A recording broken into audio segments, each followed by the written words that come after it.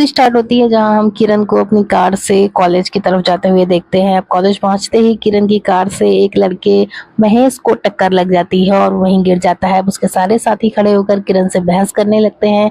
तभी किरण की सहेलियां भी वहां आ जाती हैं और सभी लड़के और लड़कियां आपस में एक दूसरे की खिंचाई करने लगते हैं और एक दूसरे को नीचे दिखाने लगते हैं। अब बातों ही बातों में महेश अपने दोस्त शेखर से कहता है कि छोड़ यार इस लड़की को, ये लड़की बहुत ही तीखी मिर्ची है और मैंने सुना है इसकी माँ इससे भी ज्यादा तीखी मिर्ची है। इधर हम देखते हैं किरण की माँ को, जो कि अपने पति के पैर धोकर उनकी पूजा कर रही होती है, पर असल में किरण की माँ की ही हर जगह चलती है और पूरा घर वही संभालती है, यहाँ तक कि ऑफिस भी वही जाती है और किरण के पिता सिर्फ घर में रहकर भजन करते हैं। इधर हम देखते हैं महेश और शेखर को, जो कि अपने कमरे में होते हैं। तभी उनके पास एक वकील आता है और वो शेखर को 250 रुपए देता है। शेखर उनसे पूछता है कि सर, मैंने आपसे कितनी बार कहा है, आप मुझे इस व्यक्ति का नाम बता दीजिए जो हर महीने मेरे ऊपर इतना बड़ा एहसान करते हैं और मुझे ये पैसे भेजते हैं। पर वकील नाम बताने से मना कर देता है। महेश कहता है कि हमें क्या जरूरत है उस इंसान का नाम जानने की, वो पर हमारे इतना बड़ा एहसान कर रहा है, यही बहुत है। दूसरे दिन सभी पहुंच जाते हैं कॉलेज और यहाँ पर फिर से लड़के और लड़कियों में बहस छिड़ जाती है। किरण कहती है कि आप लोगों को सबक सिखाना बहुत ही जरूरी है। आप लोग में से कौन है जो सबक सीखना चाहेगा। शेखर किरण के साथ चल देता है। किरण अपनी गाड़ी चलाती है और शेखर पीछे बैठता है। अब बातों ही बातों में शेखर उसे आगे आने के लिए पूछता है तो किरण उसे आगे आने के लिए कह देती है। अब दोनों एक जगह पर जाकर रुकते हैं जहाँ पर काफी सुनसान होता है और कोई भी बस्ती नहीं होती। यहाँ पर किरण शेखर से कहती है कि गाड़ी गर्म हो गई है, इसलिए वो अपने आप बंद हो गई है, जाकर थोड़ा सा पानी ले आओ। शेखर पानी लेने जाता है और किरण उसे वहीं छोड़कर चली जाती है। शेखर पीछे से चिल्लाता है पर किरण गाड़ी नहीं रोकती। अब शेखर पैदल पैदल जा रहा होता है क्योंकि वहां से शहर काफी दूर होता है, पर आगे जाकर उसे दिखता है कि किरण अपनी गाड़ी लेकर वहां पर खड़ी हुई है क्योंकि उसकी गाड़ी सच में बंद हो चुकी होती है। अब किरण के पास कोई रास्ता नहीं होता शेखर से मदद मांगने के सिवाय। शेखर कहता है कि तुम्ही ने तो कहा था शहर यहाँ से सिर्फ 10-15 मील की दूरी पर ही है, चलिए आना, पैदल पैदल सुबह तक पहुंच ही जाओगी। शेखर उससे मजाक कर रहा होता है। किरण कहती है कि तुम मुझे इस तरह अकेले छोड़कर नहीं जा सकते। अब शेखर जाकर एक जगह पर लेट जाता है। किरण अपनी गाड़ी में बैठी होती है पर उसे अकेले डर लग रहा होता है। वो भी जाकर शेखर के बगल में लेट जाती है और अपना हाथ शेखर के ऊपर रख देती है। शेखर उसका हाथ पकड़ता है तो वो शेखर को डांटने लगती है और यहाँ पर हम एक गाना देखते हैं और इसी बीच दोनों को एक दूसरे से प्यार भी हो जाता है। तभी वहां पर महेश आता है अपनी स्कूटर लेकर, तो किरण की गाड़ी देखकर वहीं पर रुक जाता है। तभी वहां पर शेखर और किरण आते हैं। शेखर कहता है कि हमारी गाड़ी खराब हो गई थी, इसलिए हमें यहाँ पर रात रुकना पड़ा। महेश कहता है कि ये गाड़ी तो किरण की थी, हमारी कब से हो गई। तभी शेखर कहता है कि अब तुम रात में ही रुकोगे और स्कूटर पर मैं और किरण घर वापस जाएंगे। यहाँ पर शेखर किरण को उसके घर छोड़ रहा होता है। तभी उसकी माँ बाहर आ जाती है और वो शेखर को देखकर किरण से गुस्से में पूछती है कि ये लड़का कौन है। तभी वहां किरण के पिता आ जाते हैं और वो शेखर को देखकर कहते हैं कि अरे शेखर, तुम यहाँ क्या कर रहे हो, तुम्हें तुम्हारे पैसे तो हर महीने टाइम पर मिल जाते हैं ना। शेखर कहता है तो आप ही वो महान इंसान हैं जो हर महीने मेरे ऊपर इतना बड़ा एहसान करते हैं और मुझे पैसे भेजते हैं। किरण की माँ गुस्सा होने लगती है और कहती है कि देख लिया तुमने खैरात बांटने का नतीजा, ये लड़का हमारे ही घर की इज्जत के साथ खेल रहा है। किरण कहती है कि ये हमें इज्जत देना चाहते हैं और मैं इन्हीं के साथ शादी करूंगी। शेखर कहता है माँ जी, आप मुझे गलत समझ रही हैं, मैं कोई आवारा लड़का नहीं हूँ। और इतना कहकर शेखर वहां से चला जाता है। तब किरण के पिता से किरण की माँ को बताते हैं कि तुम इसे गलत समझ रही हो, इसके दादाजी की वजह से ही आज हम यहाँ पर खड़े हैं। उन्होंने ही हमें पैसे दिए थे और हमने अपना बिजनेस स्टार्ट किया था और आज तुम इसे ही गलत कह रही हो। हम चाहें तो भी इनका एहसान नहीं चुका सकते। किरण की माँ कहती है कि ठीक है, मैं इस लड़के से कुछ सवाल जवाब करूंगी, अगर ये उसमें पास हो जाता है तो ही तुम्हें शादी की इजाजत मिल पाएगी। अब किरण की मदद करने के लिए उसके पिता सवाल जवाबों की पर्ची बनाते हैं और जाकर शेखर को पहुंचा देते हैं। कहते हैं कि इन्हें रट लेना, यही तुमसे तुम्हारी होने वाली सास पूछेगी। अब किरण के घर शेखर और महेश दोनों पहुंचते हैं। किरण की माँ वहां गुस्से में आती है और शेखर से सवाल जवाब शुरू करती है। शेखर का एक भी जवाब उस पर्चे में लिखे हुए जवाब से मेल नहीं खाता क्योंकि शेखर एक ईमानदार व्यक्ति होता है और उस पर्चे में सारे जवाब चापलूसी भरे लिखे होते हैं। ये देखकर किरण की माँ भी खुश होती है कि शेखर एक ईमानदार व्यक्ति है। वो शेखर से कहती है तुम्हें पता है कि तुम्हारे इन जवाबों का तुम्हारे आने वाले भविष्य पर क्या असर पड़ेगा और क्या किरण के साथ तुम्हारी शादी हो सकती है। शेखर कहता है कि मैं जानता हूँ इन जवाबों के बाद आप मेरी शादी किरण से नहीं होने देंगी, पर मैं ऐसा ही हूँ। किरण की माँ कहती है कि तुम गलत समझ रहे हो, मैं तुम्हारी शादी किरण से करवाने को तैयार हूँ, मैं तुम्हें आजमाना चाहती थी। तुम मेरे सवालों पर बिल्कुल खरे उतरे हो। अब देखना है कि तुम घर जमाई बनकर अपना भविष्य कैसे बनाते हो। ये देखकर किरण अपनी माँ के गले लग जाती है और कहती है कि माँ, मैंने तुम्हें कितना गलत समझा, तुम कितनी अच्छी हो। अब कुछ समय बीतता है, किरण और शिखर की शादी भी करवा दी जाती है। अब धीरे-धीरे समय बीतने लगता है और दोनों को 2 बेटियाँ होती हैं। इन दोनों का नाम गंगा और यमुना रखा जाता है। ये नाम भी किरण की माँ ही रखती है, जिस बात से शेखर थोड़ा नाराज़ हो जाता है। अब एक दिन शेखर अपनी पत्नी के पास बैठकर कुछ बातें कर रहा होता है, तभी वहाँ पर किरण की माँ आती है। वो शेखर से कहती है कि तुम कंपनी के मैनेजर हो और इस तरह से लेट जाओगे तो कैसे कंपनी चलने वाली है। तुम्हें समय का खास ख्याल रखना चाहिए। जिस बात से शेखर गुस्सा होने लगता है, तभी फ़ोन की घंटी बजती है और उसे पता चलता है कि कंपनी में एक आदमी का एक्सीडेंट हो गया होता है और वो हॉस्पिटल में भर्ती होता है। शेखर जब वहाँ पहुँचता है तो उसे पता चलता है कि उसके घर में सिर्फ़ वही कमाने वाला था। उसकी बीवी रो रही होती है और शेखर से बताती है कि कुछ दिन बाद मेरी बेटी की शादी है, अब सब कुछ कैसे हो पाएगा? शेखर कहता है कि आपको चिंता करने की ज़रूरत नहीं है, आपकी बेटी की शादी का सारा खर्चा मैं उठाऊँगा। शेखर उसे अपने साथ चलने को कहता है, लेकिन जब वो ऑफ़िस में पहुँचता है तो शेखर की सास की सेक्रेटरी कहने लगती है कि हमने इसे पहले ही ₹300 देकर रसीद ले ली है और अब हम इसे और पैसे नहीं देंगे। जिस पर शेखर गुस्सा होने लगता है कि एक सेक्रेटरी उससे इस तरह से बात कर रही है। तभी वहाँ शेखर की सास आ जाती है और वो उसे पैसे देने को मना करती है। वो कहती है कि अगर हम इस तरह से कंपनी का पैसा लुटाते रहेंगे तो क्या हो पाएगा। शेखर अपनी सैलरी में से उसे ₹3000 दे देता है और वहाँ से जाने को कह देता है। इस बात से शेखर काफ़ी नाराज़ हो जाता है। अब दूसरे दिन शेखर के घर पे पार्टी होती है, सभी लोग वहाँ आते हैं, शेखर के दोस्त भी आते हैं। शेखर उन्हें एक टेबल पर बैठालता है, तभी वही सेक्रेटरी आती है और शेखर के दोस्तों को वहाँ से जाने को कहती है। वो कहती है कि ये टेबल काफ़ी अच्छे गेस्ट के लिए है, तुम्हारे जैसे सड़क छापों के लिए नहीं, यहाँ से चली जाओ। जिससे शेखर गुस्सा होता है और कहता है कि क्या मेरी इस घर में यही इज़्ज़त है? तब तक शेखर के दोस्त भी वहाँ से नाराज़ होकर चले जाते हैं। वो शेखर से कहते हैं कि इस तरह से बेइज़्ज़ती करने के लिए तुम्हें हमें यहाँ पर नहीं बुलाना चाहिए था। अब शेखर किरण का हाथ पकड़ता है और उसे अंदर लेकर जाता है। वो किरण से कहता है, आज तुम्हें फैसला करना होगा, तुम मेरे साथ चलना चाहती हो या फिर इस घर में रहना चाहती हो। अब किरण की माँ अंदर आती है और शेखर को डाँटने लगती है, कहती है कि किरण मेरी बेटी है और उसे कमरे में बंद कर देती है। वो यहाँ से नहीं जाएगी, तुझे जहाँ जाना हो तू जा सकता है। शेखर दरवाजे के पास आता है और किरण से पूछता है कि तुम मेरे साथ चलना चाहती हो या नहीं? पर किरण के सर पे चोट लगी होती है और वो बेहोश हो जाती है, इसलिए किरण कोई जवाब नहीं देती। किरण की माँ शेखर से कहती है कि उसकी खामोशी उसका जवाब है, वो यहाँ से जाना नहीं चाहती है। अब शेखर अपनी बच्चियों के पास जाता है और वो छोटी बेटी को उठाकर वहाँ से जाने लगता है। इस वक़्त भी किरण की माँ गुस्सा होती है और कहती है कि मैं तेरी रिपोर्ट पुलिस में लिखवा दूँगी। अब शेखर सिंगापुर पहुँच जाता है अपनी बच्ची को लेकर और यहाँ वो बेरोज़गार होता है और एक पार्क में अपनी बच्ची के पास लेटा होता है। तभी एक बच्ची खेलते हुए पानी में गिर जाती है। अब शेखर तुरंत ही पानी में कूदकर उस बच्ची को बचा लेता है। वो जिस बच्ची को बचाता है उसके दादा काफ़ी बड़े बिज़नेसमैन होते हैं। उन्हें अपनी कंपनी के लिए वैसे भी एक मैनेजर की ज़रूरत होती है। शेखर से बात करते हैं तो उन्हें पता लगता है कि वो पहले से ही शेखर के दादा को जानते हैं। वो शेखर को अपनी कंपनी में मैनेजर के तौर पर रख लेते हैं। शेखर अपनी बेटी के साथ वहीं पर रहने लगता है। अब धीरे-धीरे वक़्त बीतता है और शेखर की दोनों बेटियाँ बड़ी हो जाती हैं। एक बेटी शेखर के पास होती है और एक किरण के पास। अक्सर ही शेखर की बेटी गंगा उससे पूछती है कि हम अपनी माँ के पास और अपने भारत देश कब वापस जाएँगे? पर शेखर इस बात से झुंझलाने लगता है और कहता है कि मैंने तुमने कितनी बार मना किया है कि भारत का और अपनी माँ का नाम मत लिया करो। तभी एक दिन शेखर के बॉस वहाँ पर आते हैं, जिन्हें शेखर की बेटी गंगा दादाजी कहकर बुलाती है।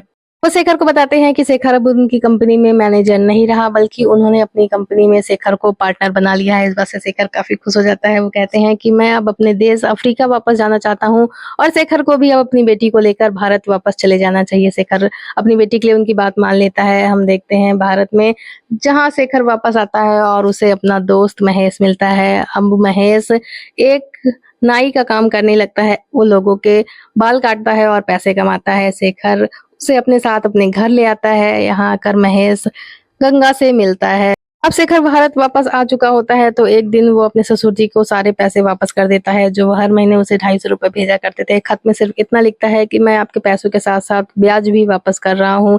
किरण उस खत को देखती है तो माथे पर लगाती है, पर उसमें सिर्फ इतना ही लिखा होता है। ये देखकर वो रोने लगती है, कहती है कि ये पैसे माँ को दे दीजिए। मुझे उनके आने की उम्मीद थी पर उन्होंने अपना पता तक नहीं लिखा। फिर हम देखते हैं गंगा को उसी स्कूल में दाखिला मिलता है जिसमें कि उसकी छोटी बहन जमुना पढ़ती है। अब शेखर ने गंगा को पाला होता है इसलिए वो सरल स्वभाव की होती है और सबसे दोस्ती कर लेती है। जमुना काफ़ी नकचड़ी होती है क्योंकि अपनी नानी के पास शुरू से रही होती है। उसे अपनी हर एक चीज़ का दिखावा करने का बहुत शौक होता है। गंगा टीचर के सामने भी अपनी छवि अच्छी बनाने में कामयाब हो जाती है। एक दिन शेखर एक डांस टीचर को बुलाता है। उसे गंगा को भारतीय डांस सिखाना होता है। उस टीचर के साथ उसकी माँ भी आती है। वो औरत महेश को काफ़ी तेज लगती है पर फिर भी गंगा को डांस सिखाना होता है इसलिए वो लोग उसे रख लेते हैं। इधर हम देखते हैं जमुना को जो कि अपनी माँ किरण के साथ रास्ते में मंदिर से वापस आ रही होती है तभी बारिश होने लगती है। वो दोनों बारिश से बचने के लिए घर के सामने खड़े हो जाते हैं। घर की औरत बाहर आती है और उन दोनों से कहती है कि आप लोग बारिश में भीगिए मत, अंदर आकर बैठ जाइए। दोनों अंदर आते हैं। वो औरत अपने पति से बात कर रही होती है जिसे देखकर किरण को अपने पति की याद आ जाती है और उसकी आंखों में आंसू आ जाते हैं। जब उस औरत का पति चला जाता है तो किरण वापस आती है और कहती है कि आप दोनों में कितना प्रेम है, आपका घर तो बिल्कुल स्वर्ग की तरह है। वो औरत राकेश की तस्वीर दिखाती है किरण को और कहती है कि यही वो महान इंसान हैं जिनकी वजह से मेरा घर स्वर्ग बन पाया है। इन्होंने ही मुझे शादी में पैसे दिए थे और मेरी शादी हो पाई थी और एक औरत ने इन्हीं का घर बिगाड़ कर रख दिया। किरण की आंखों में आंसू आ जाते हैं और वो कहती है कि बहन मैं ही वो अभागन हूँ जिसने खुद अपना घर बर्बाद करके रख दिया है। तुम्हारा घर ऐसे ही फूले फले। और इतना कहकर वो जमुना को लेकर वहां से वापस आ जाती है। दूसरे दिन जब जमुना स्कूल पहुंचती है तो एक लड़की उससे पैसे मांगती है और कहती है कि तूने कल मुझसे पेंसिल ली थी, उसके पैसे वापस कर। तभी गंगा वहां आती है और कहती है कि मैंने पेंसिल ली थी, ये लो अपने पैसे। जमुना गुस्सा होती है और कहती है कि तू सबसे पैसे मांगती फिरती है और लोग मुझे बदनाम करते हैं। अब महेश अपने दोस्त राकेश को अकेला नहीं देख पा रहा होता है इसलिए वो उससे कहता है कि तुम दोनों कितनी भी लड़ाई करो पर बच्चियों के लिए तुम्हें साथ रहना पड़ेगा और मैं जाकर भाभी को वापस लेकर आऊंगा। पर राकेश उसे मना करता है लेकिन महेश पहुंच जाता है किरण के घर पर। वो जैसे ही वहां पहुंचता है किरण की माँ उसे डांट रही होती है और कहती है कि तू आज भी उसी लड़के के लिए परेशान है और दिन भर आंसू बहाती रहती है। मेरा बस चले तो मैं उसे जाकर जेल में डलवा दूं। वो हमारी एक बच्ची को लेकर भाग गया था। गंगा वहां आती है और अपनी नानी को डांटने लगती है कि क्यों हर टाइम मेरी माँ से लड़ाई करती हो। इधर महेश भी जब ये बात सुनता है कि राकेश को जेल में डलवाने की बात हो रही है तो वो वहां से वापस आ जाता है। पर महेश पूरी बात नहीं सुनता कि उस वक्त किरण ने क्या कहा होता है। महेश आकर राकेश को भी यही बताता है कि तेरी सास तो तुझे जेल भेजने को तैयार है, शायद भाभी भी इसमें मिली होगी। राकेश कहता है कि किसी में भी इतनी हिम्मत नहीं कि मुझे जेल भेज सके। दूसरे दिन राकेश घर आता है तो गंगा टीचर से डांस सीख रही होती है। राकेश कहता है कि क्यों ना आप लोग यहीं पर रहिए, मेरे घर में वैसे भी कोई नहीं रहता और गंगा को भी आप लोगों का साथ मिल जाएगा। अब इस बात के लिए तो टीचर की माँ तुरंत ही मान जाती है और दूसरे दिन से ही दोनों आकर घर में धरना देकर बैठ जाती है। महेश को वो लोग बिल्कुल पसंद नहीं होते। वो राकेश को पहले भी मना करता है पर राकेश महेश की बात को ज्यादा गंभीरता से नहीं लेता। अब एक दिन स्कूल की तरफ से सभी बच्चों को पिकनिक पर ले जाया जाता है। राकेश गंगा को अपने साथ छोड़ने के लिए आता है। गंगा उसे कहती है कि पिताजी आपकी तबीयत ठीक नहीं है, कहिए तो मैं नहीं जाती हूँ। पर राकेश उसे पिकनिक पर जाने को बोलता है। इधर राकेश के जाने के बाद किरण अपनी बेटी जमुना को लेकर आती है। सभी बच्चे पिकनिक पर निकल जाते हैं। राकेश घर पर अकेला होता है तो गंगा की डांस टीचर इस बात का फायदा उठाती है और वो दवा की जगह राकेश को शराब पीने को देती है ताकि वो राकेश का फायदा उठा सके। यहाँ सभी बच्चे पिकनिक पे होते हैं और सभी बच्चे गंगा के पास बैठे होते हैं। ये बात जमुना को बिल्कुल अच्छी नहीं लगती और इसी बात पर दोनों के बीच काफी गहरी लड़ाई हो जाती है और टीचर गुस्से में दोनों को एक कमरे में बंद कर देती है और कहती है कि जब तक तुम दोनों आपस में दोस्ती नहीं करोगे दोनों को बाहर नहीं निकाला जाएगा। इधर हम देखते हैं राकेश को जिसे कि डांस टीचर अपने जाल में फंसाने में लगी होती है। रात में दोनों गंगा और जमुना कमरे में बैठी होती हैं। गंगा थोड़ी सुलझी हुई होती है इसलिए वो वहां रखा खाना खुद भी खाती है और जमुना को भी खाने को कहती है। जमुना खाना खाकर अपनी पत्तल नहीं फेंकती। इस बात पर भी दोनों की बहस हो जाती है। अब दोनों बाहर देखती हैं कि बच्चे किस तरह से खेल रहे होते हैं। जमुना को ये अच्छा नहीं लगता पर गंगा आराम से सो जाती है। कुछ देर बाद बारिश होने लगती है तो जमुना उठकर खिड़की बंद करती है पर तभी उसके बिस्तर पर एक कीड़ा आ जाता है। जमुना चिल्लाने लगती है। गंगा उठती है और उसे अपने पास लेटने को कहती है। अब इसी बात पर दोनों की दोस्ती हो जाती है। इधर हम देखते हैं राकेश को जिसे कि अब डांस टीचर और उसकी माँ अपनी जान में फंसा चुके होते हैं। सुबह होती है। गंगा की टीचर उसके रूम में आती है। वो देखती है कि गंगा और जमुना दोनों ही आपस में बात कर रहे होते हैं और अब तक दोनों की दोस्ती हो गई होती है। ये देखकर टीचर काफी खुश होती है। इधर हम देखते हैं राकेश को जो कि सोकर उठता है तो उसके कमरे में डांस टीचर के कपड़े होते हैं। वो इस बात से काफ़ी दुखी होता है और नीचे दोनों माँ-बेटी बात कर रहे होते हैं। राकेश नीचे आता है तो टीचर की माँ राकेश से कहती है कि तुमने जो कुछ भी किया अगर नशे की हालत में वो बिल्कुल भी सही नहीं था। तुमने मेरी बेटी की ज़िंदगी बर्बाद कर दी। राकेश कहता है कि मुझे अपने पर पूरा भरोसा है, पर फिर भी अब से ये मेरी ज़िम्मेदारी है। इधर गंगा और जमुना आपस में बातें कर रही होती हैं, तभी गंगा के पास से एक तस्वीर गिरती है जिसमें कि राकेश और किरण दोनों की तस्वीर होती है। अब माता-पिता की तस्वीर देखकर दोनों बच्चियाँ समझ जाती हैं कि वो बहनें हैं, पर आज तक एक-दूसरे को जानती नहीं थी। जमुना कहती है कि मैंने आज तक पिताजी को नहीं देखा। गंगा कहती है कि मैंने भी आज तक माँ को नहीं देखा, ना ही पिताजी ने मुझे उनके बारे में कुछ बताया है। दोनों प्लान बनाती हैं। गंगा के कपड़े जमुना पहन लेती है और जमुना के कपड़े गंगा, दोनों एक-दूसरे के घर पहुँच जाती हैं। अब जमुना अपने पिता के पास होती है और गंगा अपनी माँ के पास होती है। जमुना गंगा के घर पहुँच जाती है अपने पिता के पास, पर इसे देखकर महेश को कुछ गड़बड़ लगती है क्योंकि जमुना का स्वभाव अलग होता है और गंगा का स्वभाव अलग होता है। गंगा भी जब जमुना के घर पहुँचती है तो देखती है कि उसकी नानी कितनी खड़ूस है और कितने गुस्से में हर किसी से बात करती है। वो अपनी माँ को देखती है तो रोने लगती है और कहती है कि माँ तुम कितनी सुंदर हो, तुम इतने दिनों तक मुझसे दूर क्यों रही? किरण कहती है तुझे क्या हो गया है? ऐसी बात कर रही है जैसे मुझे पहली बार देख रही है। किरण की माँ भी कहती है ये जब से पिकनिक से वापस आई है तब से बिल्कुल बदली-बदली लग रही है। इधर हम देखते हैं जमुना को जो कि डांस टीचर के सामने कायदे से डांस नहीं कर पा रही होती है, जिससे वो गुस्सा होती है और कहती है तुम इतने दिन पिकनिक में रही और सारा डांस भूल गई हो। अब गंगा अपनी नानी को सबक सिखाने के लिए एक चाल चलती है। वो अपने नाना के नाम से एक लेटर लिखती है जिसमें कि लिखा होता है कि मेरा घर गृहस्थी से मन भर गया और मैं संन्यास लेने जा रहा हूँ। ये सुनकर किरण की माँ रोने लगती है, पर कुछ ही देर बाद गंगा के नाना वहाँ पर आ जाते हैं। अब सभी को समझ में आ जाता है कि ये हरकत गंगा ने करी है। जब गंगा को सभी लोग डांटने लगते हैं तो गंगा कहती है कि नानी तो हमेशा अपने पति के साथ रहती है, पर तुम्हें अपने पति के साथ नहीं रहने देती। उसे ये सबक सीखना ज़रूरी था। इधर हम देखते हैं जमुना को जो कि गंगा के घर में होती है, तभी डांस टीचर उसके लिए दूध लेकर आती है और कहती है कि मैं भी तुम्हारी माँ जैसी हूँ, तुम्हें मेरे साथ रहना चाहिए। इस बात पर जमुना गुस्सा होती है और कहती है कि तुम मेरी माँ कभी नहीं बन सकती।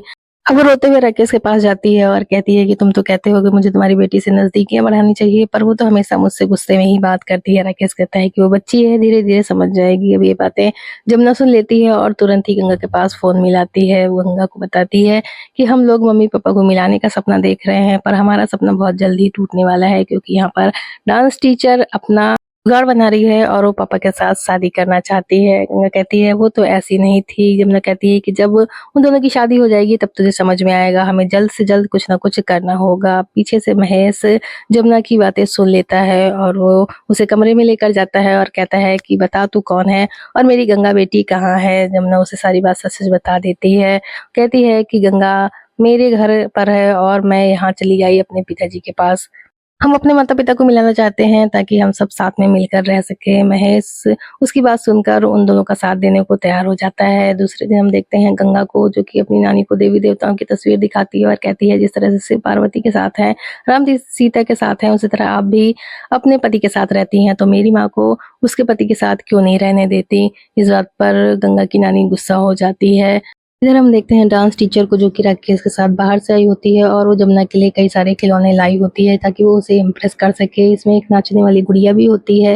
जब राकेश जमुना से पूछता है कि तुम्हें ये गुड़िया कैसी लगी, तो जमुना कहती है हमारे पास पहले से ही नाचने वाली थी, हमें इस गुड़िया की क्या ज़रूरत है। राकेश कहता है कि ऐसा नहीं बोलते, तुम्हें एक माँ चाहिए थी, मैं तुम्हारे लिए माँ लाना चाहता हूँ। जमुना कहती है कि मुझे मेरी माँ ही ला कर दे दो। राकेश कहता है कि उस औरत के साथ कौन अभिमानी रहना चाहेगा, जिस पर जमुना गुस्सा होती है और कहती है कि इस नाचने वाली के साथ कौन सा अभिमानी रहना चाहता है जो कि खुद भी नाचती है और दूसरों को भी नचाना जानती है। इस बात पर महेश जमुना का साथ देते हुए बोलता है कि वाह वाह क्या बात बोली है, जिस बात से राकेश गुस्सा हो जाता है और महेश को डांटते हुए कहता है कि महेश ये मत भूल कि तू कौन है। महेश कहता है मैं अच्छी तरह जानता हूँ, पर मैं तुझे इस मेनका के चक्कर में पड़कर अपनी जिंदगी बर्बाद नहीं करने दे सकता। तू अपना और अपने बच्चों का भविष्य बिगाड़ रहा है। इस बात पर गुस्सा होने लगता है राकेश और महेश के 2-4 झापड़ मार देता है और कहता है कि ये मेरी होने वाली पत्नी है, तू मुझे सिखा नहीं सकता। तभी रोते हुए जमुना उस टीचर के पास जाती है और कहती है कि तेरी वजह से ही ये सब हो रहा है, तू ही मेरे घर में आग लगा रही है। वो टीचर जमुना को धक्का दे देती है और वो वहीं से गिर जाती है और उसके सर पर चोट लग जाती है। महेश राकेश से तुरंत ही कहता है कि हमें बच्ची को लेकर हॉस्पिटल चलना चाहिए, पर राकेश मना कर देता है और कहता है कि ये मेरे घर का मामला है, मैं खुद ही देख लूंगा। अब महेश गंगा के पास फोन करता है और उसे बताता है कि टीचर ने जमुना को धक्का दे दिया है और उसके सिर पर चोट लग गई है। गंगा रोने लगती है और किरण से कहती है कि मुझे जमुना के पास जाना है। किरण कहती है कि तू खुद ही जमुना है, किस तरह की बातें कर रही है। गंगा उसे सारी बात बताती है कि वो और जमुना पिकनिक पर मिले थे और किस तरह से उन दोनों ने एक दूसरे से घर बदल लिया था। किरण अपनी बेटी के पास जाने को तैयार हो जाती है और किरण के पिता भी, पर फिर से किरण की माँ बीच में आती है और उसे राकेश के घर जाने से रोकती है। पर इस बार किरण के पिता अपनी बीवी को सबक सिखाते हैं और उसे ले जाकर कमरे में बंद कर देते हैं। इधर हम देखते हैं जमुना को, जो कि अब होश में आ जाती है और राकेश से कहती है कि मुझे अपनी माँ के पास जाना है। राकेश कहता है कैसी बात कर रही हो, तुम तो अपनी माँ से कभी भी नहीं मिली हो। जमुना उसे सारी बातें बताती है। तभी वहां पर गंगा अपनी माँ के साथ पहुंच जाती है। किरण जमुना को गले लगाती है और राकेश के पैर छूने के लिए झुकती है, तो राकेश उसे धिक्कार देता है और कहता है कि तुम यहाँ क्या करने आई हो, अभी तक तुम्हारा मन नहीं भरा, तुम तो मुझे जेल भिजवाना चाहती थी। किरण उसे अपनी सफाई देती है, पर राकेश उसकी एक भी बात नहीं सुनता और उसे घर से बाहर निकाल देता है और दरवाजा बंद कर लेता है। कहता है कि अब दोनों बेटियां मेरे पास रहेंगी और तुम्हें यहाँ रहने की कोई जरूरत नहीं है। गंगा और जमुना दोनों कमरे में होती हैं। जमुना कहती है कि मुझसे महेश अंकल ने कहा था कि भगवान जगन्नाथ सब कुछ सही कर देंगे, हम दोनों को मिलकर भगवान जगन्नाथ के पास जाना चाहिए। अब दोनों खिड़की से बाहर भाग रही होती हैं, तभी वहां पर टीचर की माँ आ जाती है और उन दोनों को जगन्नाथ पहुंचाने की बात करती है। इधर राकेश कमरे में सो रहा होता है और खिड़की से गंगा और जमुना को टीचर की माँ बाहर निकाल लेती है और उन्हें अपने एक साथी के साथ भेज देती है जगन्नाथ की तरफ। महेश राकेश को समझा रहा होता है कि भाभी की कोई गलती नहीं है, अगर इनके दिल में छल होता तो ये रात भर यहाँ ऐसे नहीं पड़ी रहती। पर राकेश महेश की एक भी बात नहीं मानता और अंदर आता है। अंदर डांस टीचर और उसकी माँ बातें कर रही होती हैं कि किस तरह से उसने बच्ची को अपने साथी के साथ भेज दिया है जगन्नाथ भगवान की तरफ। राकेश ये सारी बातें सुन लेता है और अंदर आकर उन दोनों को खूब डांट लगाता है और कहता है कि तुम्हारी हिम्मत कैसे हुई मेरी बच्चियों को हाथ भी लगाने की, जल्दी बता मेरी बच्चियां कहाँ हैं। तब तक महेश और किरण भी अंदर आ जाते हैं। डांस टीचर उसे सारी सच्चाई बताती है कि किस तरह से उसने बच्चियों को अपने साथी के साथ जगन्नाथ भगवान की तरफ भेज दिया है। अब किरण और राकेश निकल जाते हैं अपनी बच्चियों को ढूंढने के लिए और इधर महेश डांस टीचर और उसकी माँ को सबक सिखा रहा होता है। दोनों बच्चियां वहां पहुंचती हैं और वो लोग एक चाकू खरीदते हैं बच्चियों को मारने के लिए। तभी जमुना ये देख लेती है कि वो लोग किस तरह से चाकू लेकर आ रहे हैं उन दोनों को मारने के लिए, तो वो दोनों वहां से भाग जाती हैं। तभी किरण की नजर पड़ जाती है अपनी बच्चियों पर और वो लोग भी पहाड़ों पर चढ़ने लगते हैं उन्हें बचाने के लिए। इधर वो आदमी भी उन दोनों के पीछे पड़ा होता है क्योंकि उसे उन दोनों को मारना होता है। अब दोनों प्रार्थना करने लगती हैं कि किस तरह से उनकी जान बच जाए। वो आदमी उन दोनों तक पहुंच जाता है, तभी कहीं से अचानक एक सांप आता है और उस आदमी के पैर पे काट लेता है और वो वहीं से पहाड़ी पर से गिर जाता है। इधर हम देखते हैं किरण और राकेश अपनी बच्चियों को जिंदा देखते हैं तो खुश हो जाते हैं। वो लोग उन्हें अपने पास बुलाते हैं, पर वो दोनों वहीं से चिल्लाकर कहती हैं कि हम दोनों आपके पास तभी आएंगे जब आप लोग कसम खाएंगे कि आप लोग हमेशा साथ रहेंगे। अब वो दोनों वैसा ही करते हैं। गंगा और जमुना उनके पास आ जाती हैं। सभी लोग भगवान जगन्नाथ के पास जाते हैं और उनसे प्रार्थना करते हैं और मूवी यहीं से एंड हो जाती है। आपको मूवी एक्सप्लेनेशन कैसा बताइए। चैनल को लाइक करिए, शेयर करिए और सब्सक्राइब करिए और ऐसे ही हमारे साथ बने रहिए।